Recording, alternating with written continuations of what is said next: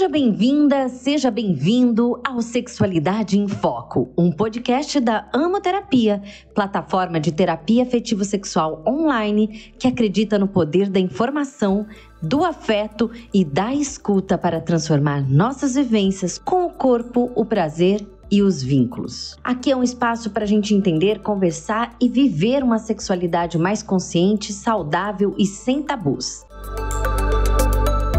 Bem-vindos à nossa conversa de hoje. Olha, um tema que ganhou bastante destaque recentemente, muito por causa da novela Vale Tudo, né?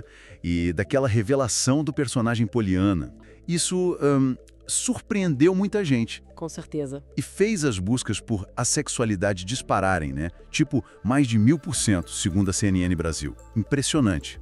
Mostra o quanto a gente precisa conversar sobre outras formas de afeto, de orientação, que fogem um pouco do mais comum, né? Totalmente. Então vamos lá. O que é, afinal, a assexualidade? Pra gente começar a entender. Olha, de forma bem direta, é uma orientação sexual. Basicamente, a pessoa sente pouca ou às vezes nenhuma atração sexual por outras pessoas. Certo. E é muito importante, assim, frisar, não é doença, tá? Não é consequência de trauma, não é problema hormonal. Ah, isso é um ponto-chave.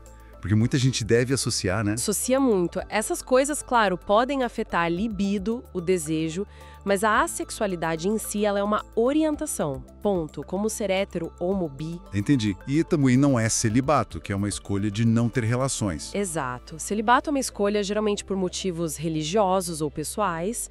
A assexualidade é sobre quem você é, sobre como você sente ou não sente atração sexual. E acho que o ponto que mais gera confusão.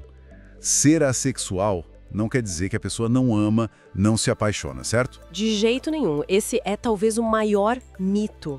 Pessoas assexuais podem amar profundamente, podem se apaixonar sim, desejar relacionamentos estáveis, cheios de carinho, de parceria. E aqui entra uma coisa fascinante, que ajuda muito a entender. A ideia de que atração romântica e atração sexual são coisas diferentes. Podem andar juntas, mas não necessariamente. Ah, o tal do Split Attraction Model, o modelo de atração dividida. Esse mesmo. Ele ajuda a gente a entender que, você pode amar romanticamente alguém sem sentir desejo sexual por essa pessoa. E o contrário também pode acontecer. Faz sentido. Para muitas pessoas assexuais, essa separação é fundamental e desafia aquela ideia comum de que amor e sexo têm que estar sempre grudados, né? Isso explica também a ideia de um espectro assexual, que não é uma coisa só fechada. Sim, perfeito. A sexualidade é um guarda-chuva, um espectro. Tem, por exemplo, os demissexuais. Que precisam de um vínculo forte primeiro, né? Isso. A atração sexual só aparece, se aparecer, depois de uma conexão emocional bem profunda. O afeto vem na frente. Interessante. Tem os greysexuais, que ficam ali numa zona cinzenta. Sentem atração sexual muito raramente ou só em situações bem específicas. É mais fluido. Entendi. E ainda tem a parte romântica. Exato. A pessoa pode ser assexual e, ao mesmo tempo, heterorromântica, homorromântica, birromântica. Enfim, sentir atração romântica por diferentes gêneros. Ou pode ser aromântica, sem sentir essa atração romântica. É uma combinação bem pessoal. E a autoidentificação é que manda no fim das contas. Sempre. É como a pessoa se entende e se sente. Voltando lá no Poliana, a forma como ele foi retratado e a fala do Matheus Nastergaile, o erotismo não guia algumas pessoas, mas isso não diminui em nada a capacidade de amar ou ser feliz. Isso ajuda demais, né? Ajuda muito. É um exemplo ótimo de como a mídia pode sim educar e quebrar estigmas quando trata o tema com sensibilidade. Foi uma iniciativa muito boa da autora, da Manuela Dias, trazer isso para o horário nobre. Valiosíssima. E a gente vê o impacto disso na vida real, sabe? Acompanhamos histórias em espaços de acolhimento, como lá na Amoterapia, que mostram bem isso. Conta um pouco pra gente. Tem caso de uma moça, vamos chamar de Beatriz.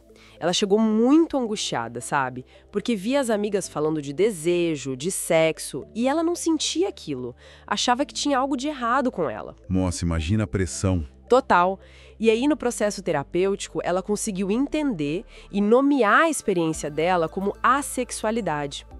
Foi libertador para ela. A autoestima começou a se reorganizar a partir de um lugar de, ok, eu sou assim e tudo bem. Que bom ouvir isso.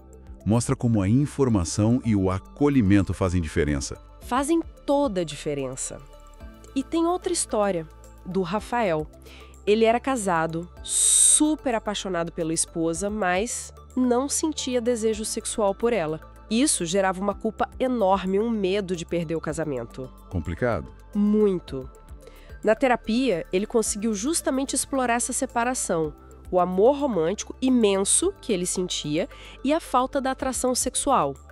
Entender ajudou ele a conversar com a esposa de forma mais aberta. E como ficou a relação? Eles conseguiram, juntos, renegociar as expectativas do casamento. Construíram um modelo focado no afeto deles, na parceria, sem aquela pressão do sexo ser obrigatório.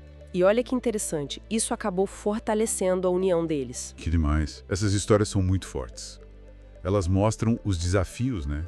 A incompreensão, a pressão social para ser normal, o sentimento de estar quebrado, às vezes até o isolamento. Exatamente. São desafios reais e dolorosos. A terapia, como a que a gente vê na amoterapia, não está ali para curar a sexualidade, porque não é doença para ser curada. Claro. O foco é acolher, é ouvir, ajudar a pessoa a se conhecer melhor e dar ferramentas para ela viver relacionamentos que sejam autênticos para ela, sabe?